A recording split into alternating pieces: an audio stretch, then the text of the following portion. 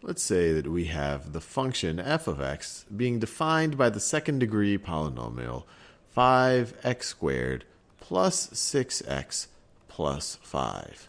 The fundamental theorem of algebra tells us that because this is a second degree polynomial, we are going to have exactly two roots. Or another way of thinking about it, there's exactly two values for x that will make f of x equal 0. So I encourage you to pause this video and try to figure out what those two values of x are.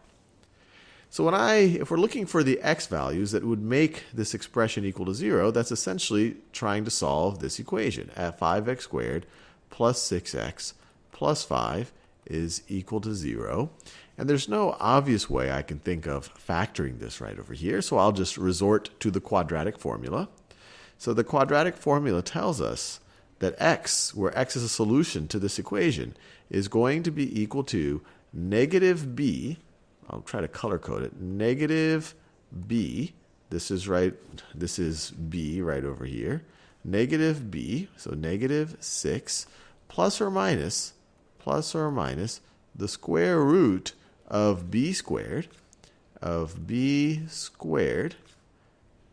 minus 4 times a times c times a times c, all of that over 2 times a. All of that over 2 times a.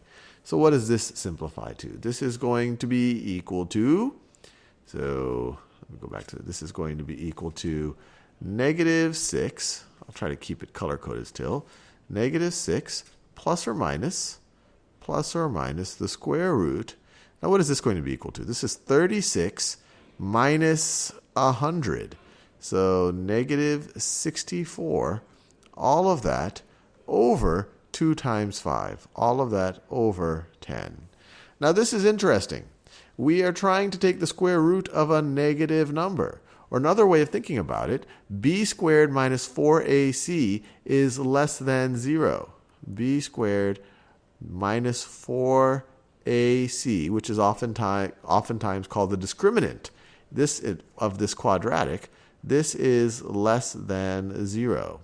So if this is less than 0, this part of the quadratic formula, we're going to try to take the square root of a negative number. This is going to be a negative number.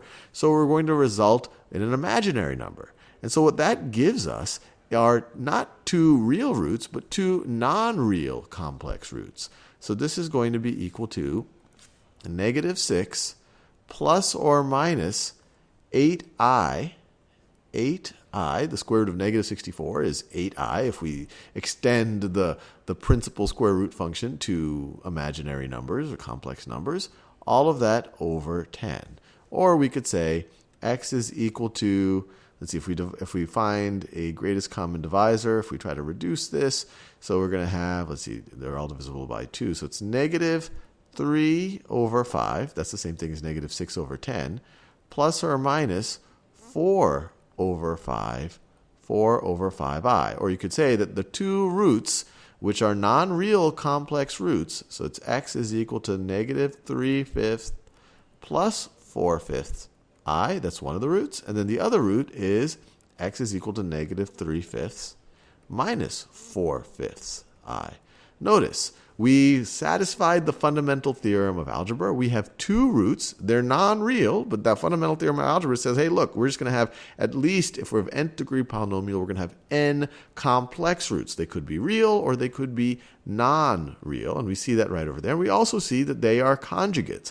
And the quadratic formula kind of sets up a situation where we are, especially if this ends up being less than 0, and so this, when you take the square root, you get an imaginary number, you see where those conjugates appear. Now let's verify graphically that this is indeed the case, that this does not have any real roots. So let's get a calculator out. So let me go into graph mode. So y is equal to, let me clear what I must have been doing out here before. So y1 is equal to 5 times x squared plus 6x plus 5. And then let me set a reasonable range here. So I don't know. Actually, I know very little about this function right over here. So I'm going to set a minimum range. I don't know, negative 10, x max, I don't know, positive 10, x scale is 1. Let's see, y max. Let's see, this thing actually does get pretty big pretty fast. So let's say y max is, I don't know, the y scale, I don't know, I'll say 100. 100. The scale, I'll make it 10. Each of those notches are going to be 10. Y minimum. Well, we want to see the x-axis to make sure it doesn't cross it. So let's go at negative, I don't know, negative 20. And now let's graph this. I'm hoping that I've actually captured it, and I have. So there you have it. You see that this thing does not intersect the x-axis. And in fact, we could zoom in on it. Let's see, it's a little bit hard to. It's a little, actually, let me just change the range a little bit. So let me just change the range.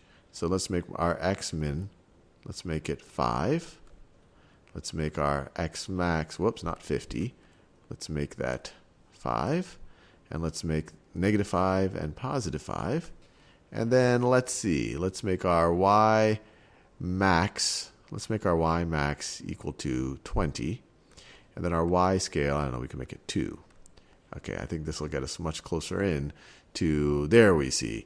It does not intersect the x-axis. This does not have any real roots, but it has two non-real complex roots.